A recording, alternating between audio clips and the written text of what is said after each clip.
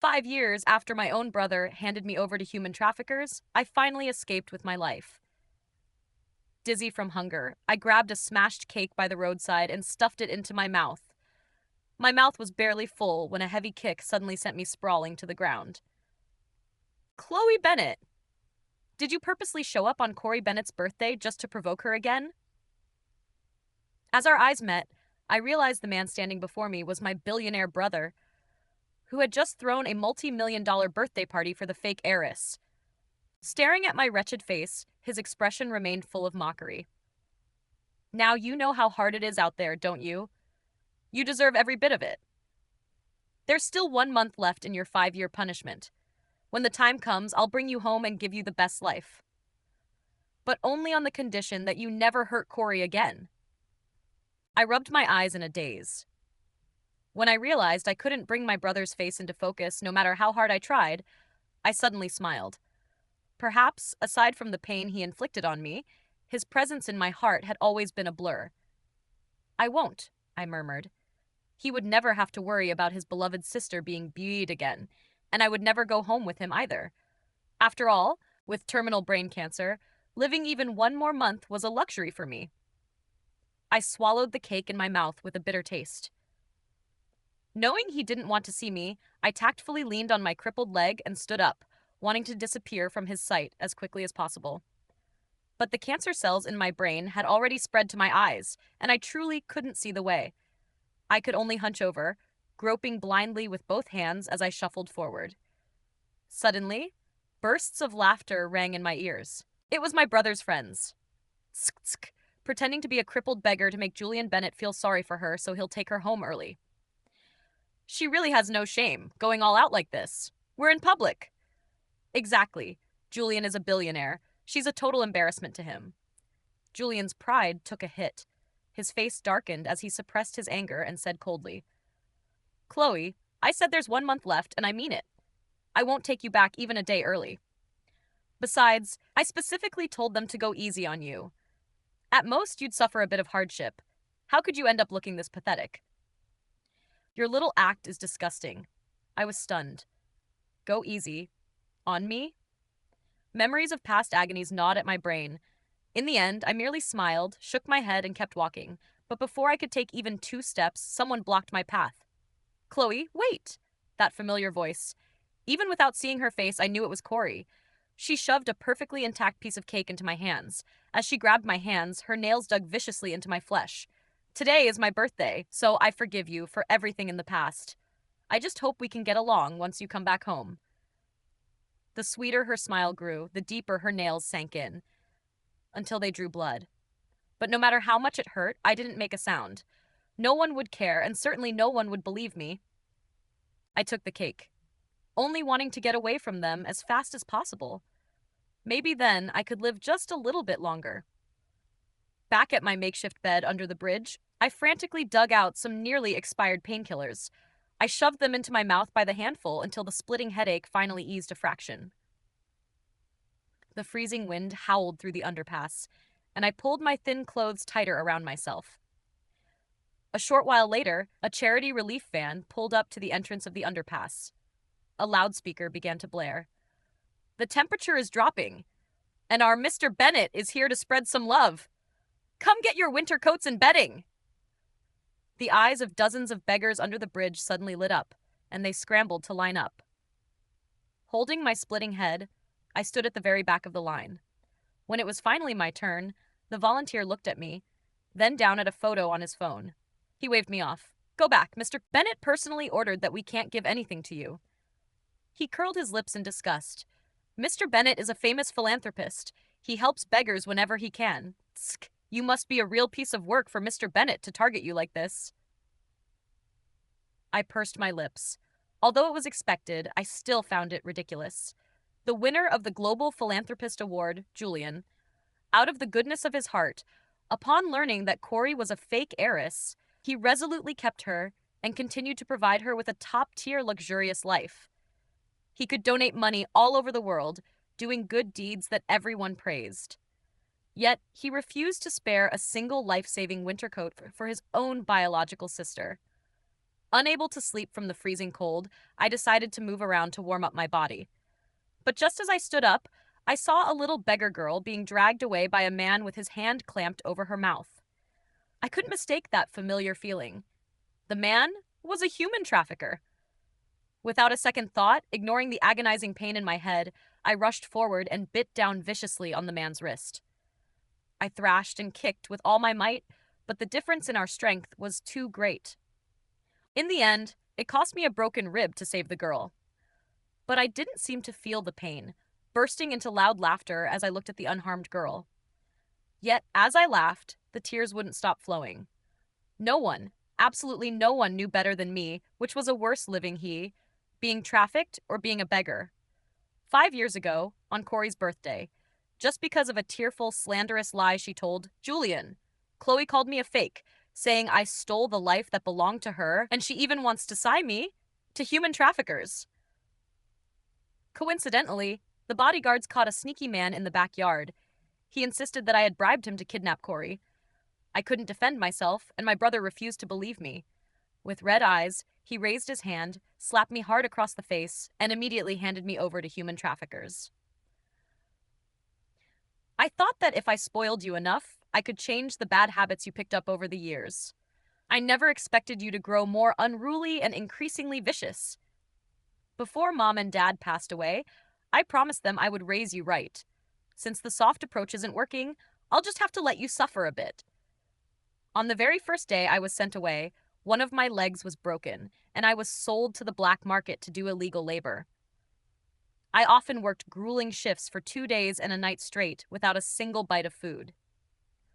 I was also sent to a circus, locked in a cage like an animal to be mocked by the crowds, living a life worse than a dog's. I had secretly called my brother, crying and begging him to take me home, but his attitude remained resolute. I promised Corey that you must suffer for 5 full years. Only then will your temper be completely smoothed out, so you won't dare bewie her. Corey! Corey! Why was it always because of her? From the very first day I was brought back home, she slandered me at every turn. Yet every time my brother would side with her, and I gradually became the wicked woman in his eyes. Hanging up the phone, I broke down and cried my heart out. After that, I never dared to hope for the family love I had been missing ever again. I grew numb, letting them manipulate and torture me at will. Until one late night, the box holding me was left unlocked, and I rolled all the way down the hillside. Terrified of being dragged back, I didn't dare show my face to find a job, surviving only by begging. I painstakingly saved up a little money from collecting bottles, planning to get my old injuries treated at the hospital, only to be diagnosed with terminal brain cancer. The little girl in front of me suddenly reached out to gently stroke my face. She wiped away my tears, draped half of her padded coat over my shoulders, and we huddled together for warmth. Suddenly, a massive commercial screen in the distance began a broadcast. Mr. Hood Bennett purchases a top-tier luxury mansion in Country M for his sister, valued at $100 million. Truly a world-class philanthropist. The kinder the heart, the more prosperous the business. The little girl stared at the mansion on the screen, tilting her head up with wide eyes to ask me, "Miss, does everyone get to have a home? Then I hope both of us can have a home someday." I froze. A home? When I was little, the orphanage was a home for all the children. After I was claimed by my biological family, that became Corey's home. Now, watching my life enter its final countdown, I suddenly wanted to have a home that belonged solely to me after I died. So I started collecting bottles day and night, seeing scraps, and doing all sorts of hard labor. I managed to save up the deposit to reserve a cemetery plot. My health deteriorated day by day, and I often spent entire days in a hazy stupor. I knew I could drop dead at any moment, but I still hadn't paid the final balance for my cemetery plot. Just as I was agonizing over this, a passerby on the street handed me a flyer. "Take a look. Some mysterious CEO is throwing a yacht party tonight. Shining shoes for the rich doesn't require any skills, and you can make a few $100 a night. The best part is, those wealthy folks hand out massive tips. You can get this much in just one go." I looked at the fingers she held up and took the flyer. Just having a job to make money was good enough right now. I was in no position to be picky. I boarded the workers' shuttle bus and arrived at the yacht. From the moment I stepped aboard, I never got off my knees. I knelt by the entrance with my head bowed, shining a pair of shoes for every person who walked in. The passerby hadn't lied to me. Some of the rich kids casually tossed tips of over $1,000.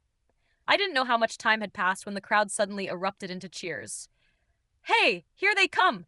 The star of the night has arrived!" I still didn't look up. Just as I was preparing to shine the next pair of shoes, the rag in my hand was violently kicked away. Then, a familiar voice pierced my ears. "Chloe, you'd do any degrading thing just to get my attention, wouldn't you? There are only 3 days left until we bring you back. Couldn't you even wait that long?" I looked up and glanced around, finally realizing that this was a party Julian had thrown specifically to make Corey happy. He glared at me, his eyes burning with humiliated rage. His fists clenched tighter and tighter, but in the end, he merely muttered a curse and stormed into the yacht. Listening to the wild revelry inside, I simply counted the bills in my hand, one by one. Realizing I had just enough to cover the final balance, I quickly dialed the cemetery owner's number. But after I gave him my information and waited for him to register it, he suddenly sounded confused. "Chloe, I can't find your information. You've already undergone erasing one's legal identity, so I can't process this." "How is that possible? Sir, did you type it in wrong? Could you please check one more time?" Seeing me so frantic and incoherent, the owner kindly made a few inquiries for me, before finally saying in a soft voice, "The bureau staff said it was the wealthiest man, Mr. Bennett, who forcibly had your legal identity erased." The phone slipped to the ground, my eyes turning red as I broke down. Why? Why couldn't I even be left in peace to die? Was he truly going to drive me, his own biological sister, to a dead end all for Corey? My mind buzzed as I barged straight into the party venue.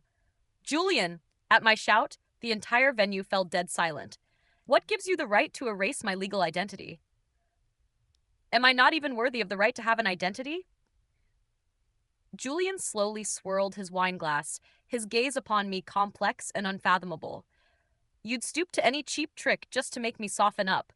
Who knows what schemes you'd use to buy Corey if you came home. Only without an identity will you be powerless to do anything. But don't worry. I'm your brother, and I can give you everything you want to keep you safe and sound for the rest of your life." I suddenly let out a laugh. I was being tortured to death by him. What use did I have for safety? Corey sensibly patted her brother's back to soothe him, glancing at the money in my hand before speaking. "Chloe, why must you insist on doing such degrading things? What could you possibly want that our brother wouldn't give you? If you hadn't broken his heart and embarrassed him, he never would have done this." With that, she walked up to me, snatched the money right out of my hands, and tossed it into the air. Before I could even react, I frantically waved my hands, trying to catch the fluttering bills. But in the end, my blood, sweat, and tears fell entirely into the sea, instantly soaked and ruined. Corey, however, acted as if she had done some great deed of charity, saying innocently, "Let's return this dirty, unpresentable money to nature. It'll help purify you, too." I stared blankly at the floating bills on the surface of the sea. She could comfortably enjoy the luxurious life Julian provided her, yet when I simply earned a living with my own two hands, I was called dirty. Her smug, mocking laughter echoed in my ears, and I finally snapped. I spun around, raising my hand to slap Corey. "I worked hard for that. What gives you the right to call it?" But before I even touched her, she threw herself backward into the sea. Julian's eyes widened in horror. Without a second of hesitation, he dove in with a splash to save Corey. Julian frantically called for an ambulance, his eyes red as he performed CPR on Corey. Finally, Corey coughed up a huge mouthful of seawater. Opening her eyes, she sobbed weakly. "Chloe, I only did that to help mend your relationship with our brother. But why did you still try to hurt me?" "Julian, I know she will never accept me. If my only choices are death or leaving, then please, just let me go." Julian looked so heartbroken he would have ripped his own heart out for her. He suddenly stood up and delivered a vicious backhand slap to my face on Corey's behalf. "Chloe, it's been 5 years, and you haven't changed a bit. Doing cheap things to get my attention is one thing, but why did you have to hurt Corey?" Helpless and dazed, I waved my hands to explain. No, it wasn't me. But my brother's eyes were filled with disappointment, looking exactly the same as they did years ago when he refused to believe me. I should have known. Whenever it came to Corey, he would never believe me. The rest of my explanation caught in my throat like a fishbone. Yet, as if possessed, I stared at Julian and whispered, "If I died, you'd probably be thrilled." I didn't expect him to hear it. He scoffed, his voice dripping with disdain. "If you actually died, I'd pop champagne to celebrate." I froze in place, my vision blurring again as a crowd surrounded Corey, fussing over her. It felt like I was the only one left in this bleak, gray world. I lowered my head and whispered, "Then you'll get your wish soon enough." He didn't catch that. When he frowned and turned to ask me, he only saw my lonely, limping figure walking away. Julian's heart suddenly sank, an indescribable feeling washing over him. But he was quickly pulled back to reality by Corey's sweet, soft voice calling him brother over and over. To make up for Corey falling into the water, the yacht party was extended for another week. I couldn't get off the yacht, so I just found a corner to curl up in. Listening to the cheers and excitement on the deck, I gradually drifted off to sleep. A week later, after much hesitation, Julian finally decided to bring Chloe home and have a proper heart-to-heart talk with her. But he never expected that the very next second, he would receive a call from the cleaner, her voice trembling uncontrollably. "Mr. Bennett, that little girl who was shining shoes died at some point. Her body is already rotting and reeking on the boat." The expression on Julian's face instantly froze. His grip slipped and he nearly dropped his phone. It took him a long time to suppress his pounding heart and feign composure. "Which little girl? There were so many people there. Explain it clearly." He had heard the cleaner mention the little girl who shined shoes. He also knew that the only person shining shoes at the time was Chloe. But what if the cleaner was mistaken? On the other end of the line, the cleaner frowned, held her breath, and took a few steps closer, looking carefully before speaking again. "The girl doesn't look very old, but her body is so decomposed that her features are completely unrecognizable. But she has a christening locket on her, engraved with the name Bennett." Bang. It felt as if something had suddenly exploded in Julian's chest. His eyes instantly turned red. He shot up to his feet, stumbling in a blind panic and nearly falling over. He didn't even know how he managed to speak. "Look closely again. Does that christening locket really have the name Bennett on it? If I find out you're mistaken, or if you're lying to me, you can forget about ever staying in Seattle again."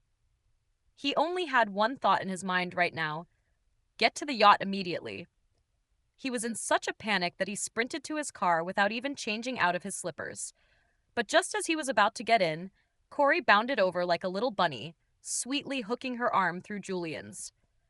"Julian, where are you going? Didn't you promise to take the day off and go shopping with me today?" Julian didn't even glance at Corey, blurting out with a vacant look in his eyes, "Something happened to Chloe." Corey pursed her lips, stunned for a moment, before speaking in a serious tone. "Did the cleaner call to tell you that my sister died?" "I got that call too." Her voice grew increasingly urgent. "But Julian, think about it. Chloe has been waiting to come home for 5 years. She was just about to get what she wanted, so how could she possibly be dead?" "I bet she's just doing this so you'll feel more sorry for her when she comes back. That way, she'll have more leverage to bully me." As she spoke, her voice began to tremble. "I really can't bear to think about how I'm going to survive from now on. Julian, I just want to live in peace." She bit her lower lip, tears streaming down her face. Anyone would feel their heart ache at the sight, let alone Julian, who loved her so dearly. He pulled Corey into his arms, taking off his glasses to rub his tired eyes. He must be out of his mind, he thought, to have actually believed such a clumsy lie. Chloe would stop at nothing to get what she wanted. She was capable of anything. But he never expected her to go as far as faking her own death to deceive him this time. Julian secretly made up his mind. Once he brought Chloe home, he would keep a strict eye on her. This time, he had to discipline away the unruly nature she had picked up at the orphanage. As the soft little figure in his arms continued to sob, his heart melted completely, aching for her. He gently patted Corey's back and coaxed her softly. No one will ever bully you while I'm around. I promised I'd protect you for the rest of your life. Floating in the air above them, my chest felt hollow, yet it still ached terribly. Those words seemed to overlap with what my brother had told me the very first time we met. Come home with me.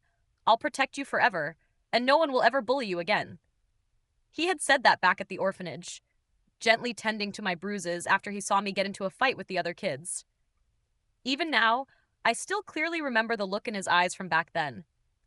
At that moment, I truly believed I was finally going to have a home and a family who loved me. I was overjoyed the entire day, even smiling in my sleep as I dreamed about it.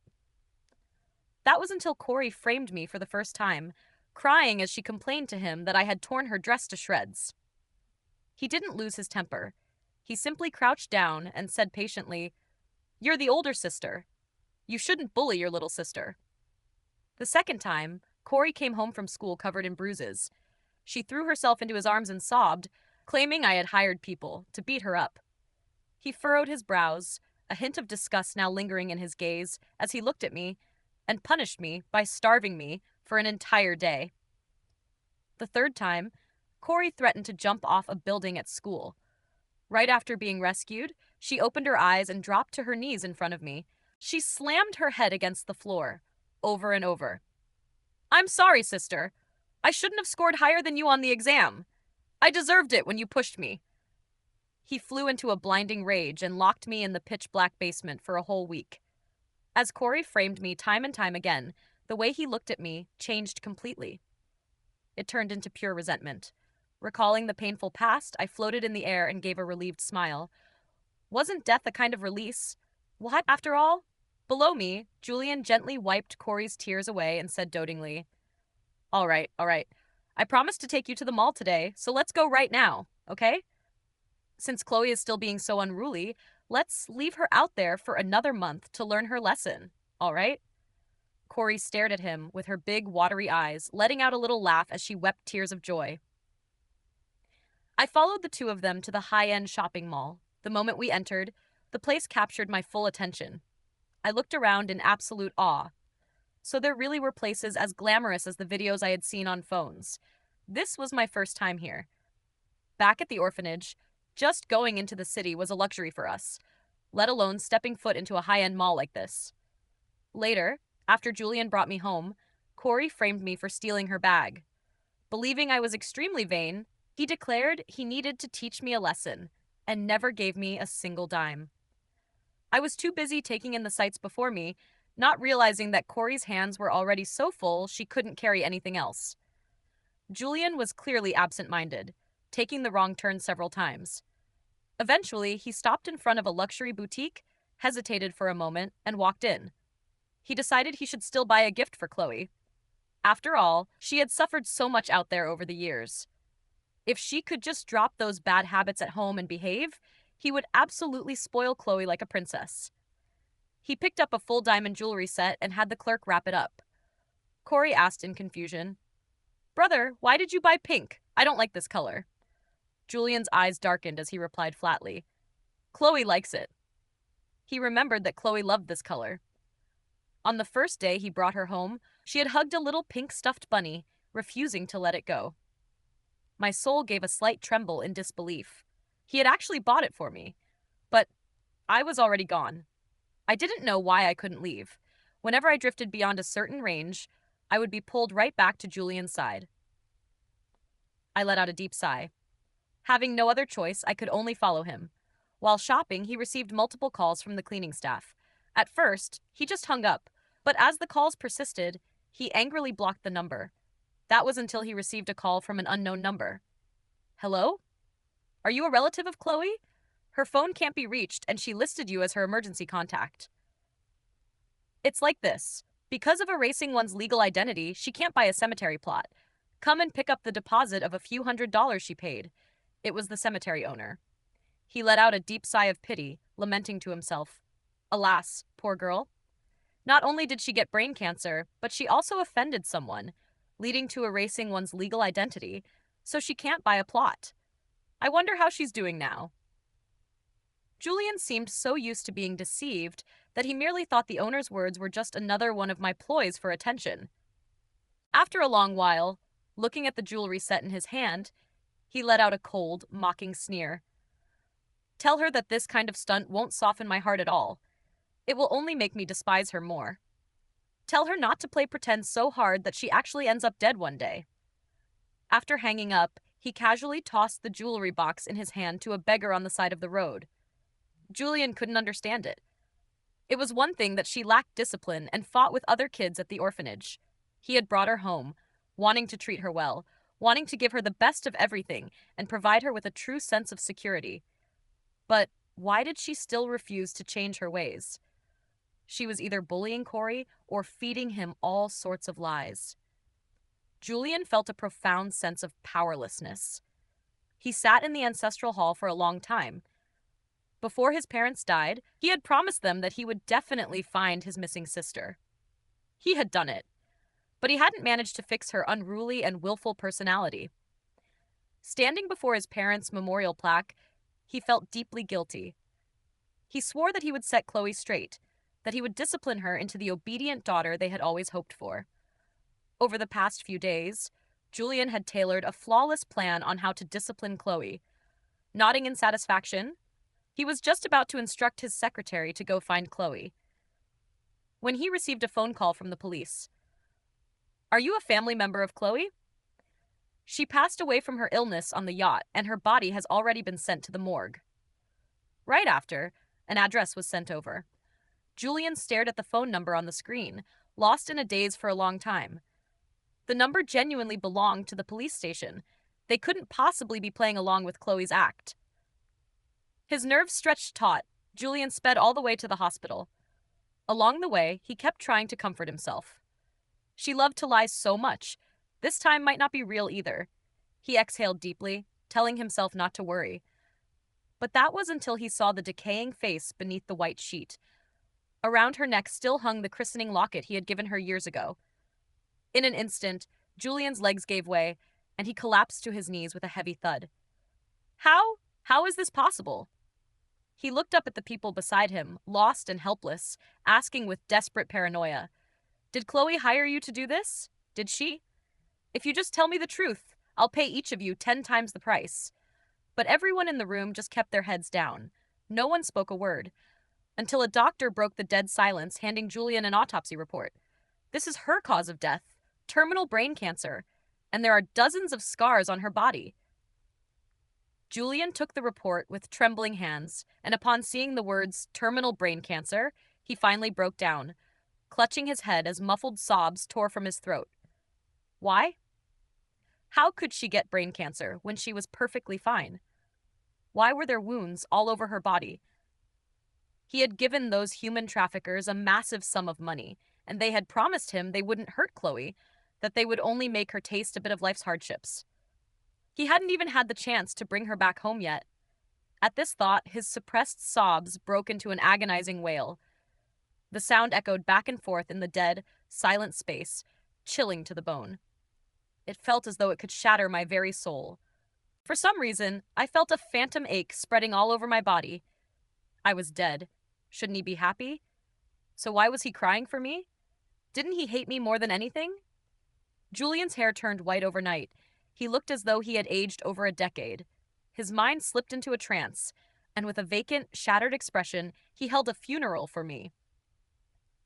After that, he completely fell apart, spending every day clutching my only photograph and staring blankly into space. Sometimes weeping, sometimes laughing like a fool, he truly looked like a madman. Late one winter night, he suddenly received an anonymous text message. Attached was a massive folder packed with videos. Julian didn't think much of it and clicked right in. But just a few seconds into watching, his breath hitched violently. In the video, it was Corey herself cutting her own dress to pieces. It was Corey who had injured herself, and it was she who had jumped off the building.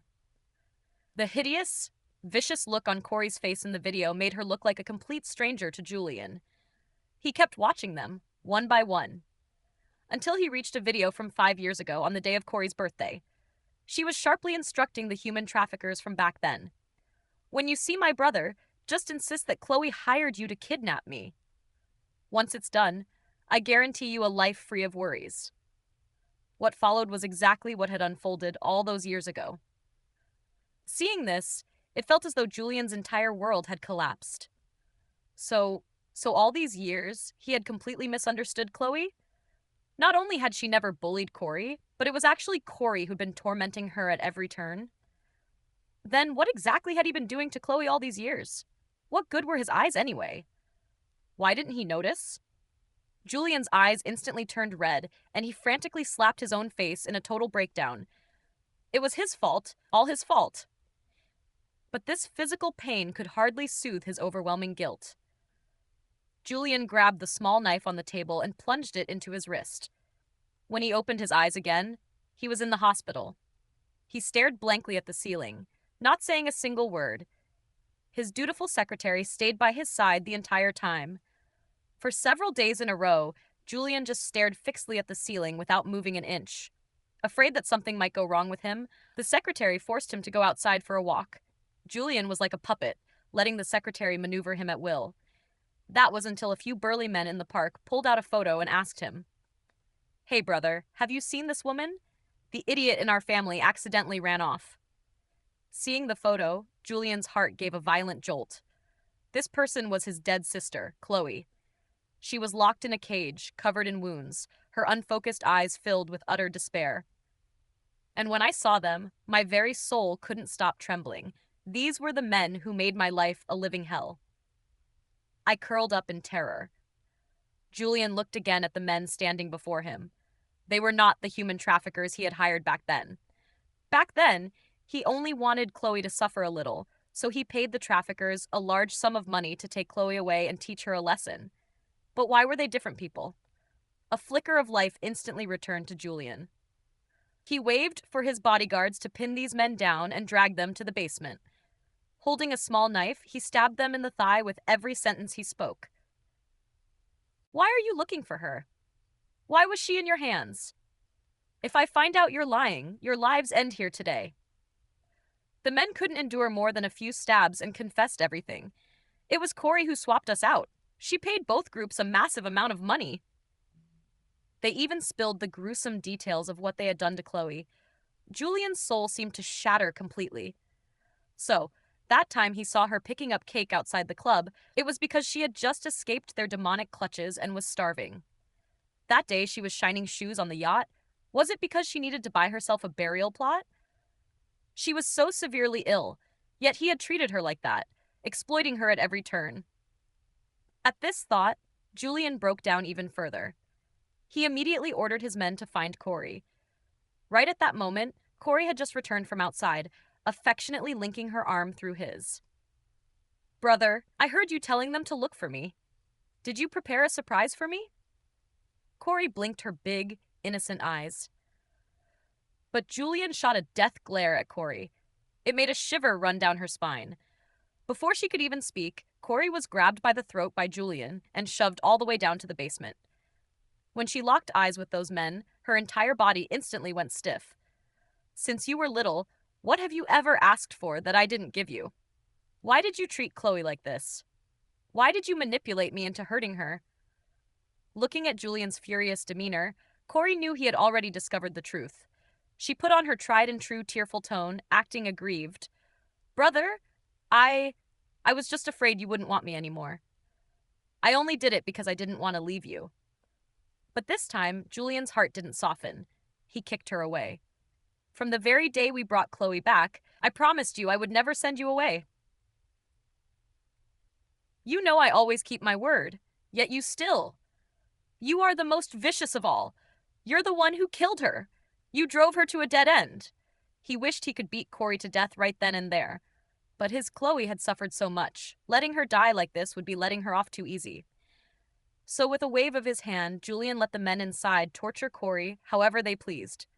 For 3 whole nights, Corey's agonizing screams echoed from the basement. I used to desperately hope my brother would discover the truth, look at me, care about me, and believe me. But now that the truth was finally out, I just floated quietly in the air, watching it all unfold like a bystander. From then on, Julian lived in constant remorse and agony. He donated every last penny of his fortune. He knelt before his parents' graves for a whole week. It wasn't until the very end that he finally spoke his first words.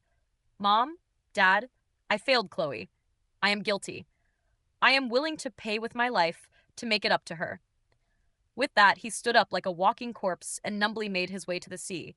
He walked forward slowly and closed his eyes. After the waves crashed over him a few times, he was completely swallowed by the ocean. And at that moment, my soul also began to slowly dissipate. Through the haze, I heard a familiar voice. Chloe, I failed you. If there is a next life, let me make it up to you, okay? I smiled and shook my head. No, being Chloe is just too painful. If you enjoyed this video, give it a thumbs up and subscribe so you won't miss the next one.